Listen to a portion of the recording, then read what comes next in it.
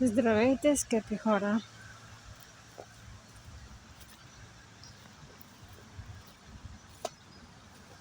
Можете ли да познаете къде съм?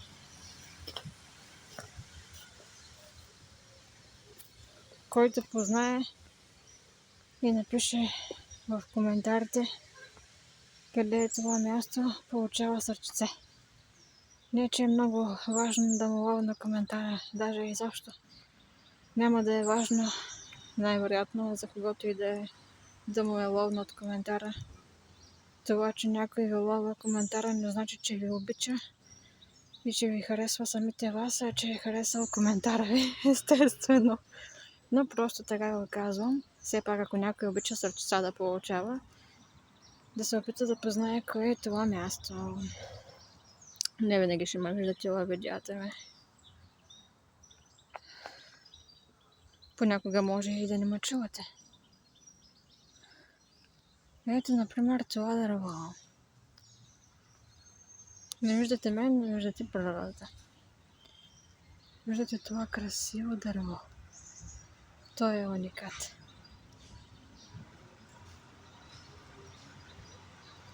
Тея шумни коли отзад.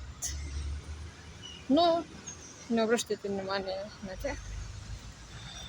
Чуйте птичките. Вятър. Уникално е.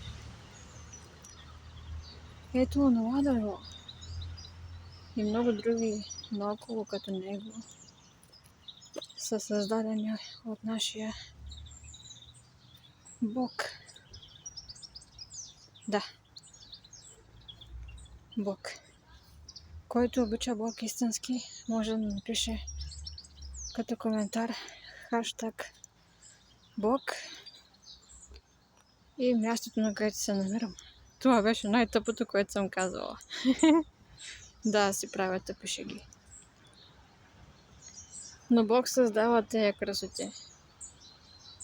Той ги създава. А не някой от църквата или извън нея смяташ се за Бог, приравняващ се буквално до самия Отец. Смятащ се за Бог. Това е невероятно. Какъв абсурд. Наистина, скъпи хора, има хора, които си мислят, че са нещо като портал към някакво друго измерение, в което една сила може да създаде всичко това.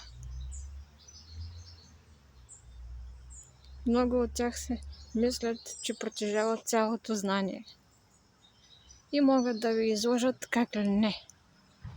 Само че не трябва да се хващате на лъжи.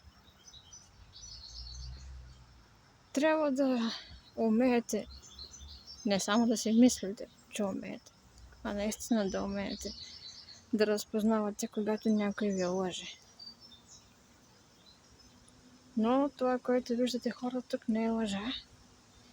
Това е мястото, едно от местата, на които идвам, когато се чувствам зле и много бързо се възстановявам.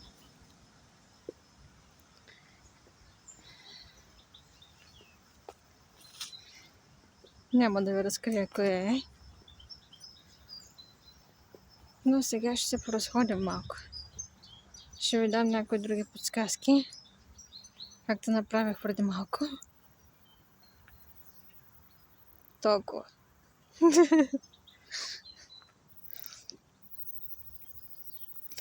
Толкова подсказки дадах, че дори който е от Провадия ще познае.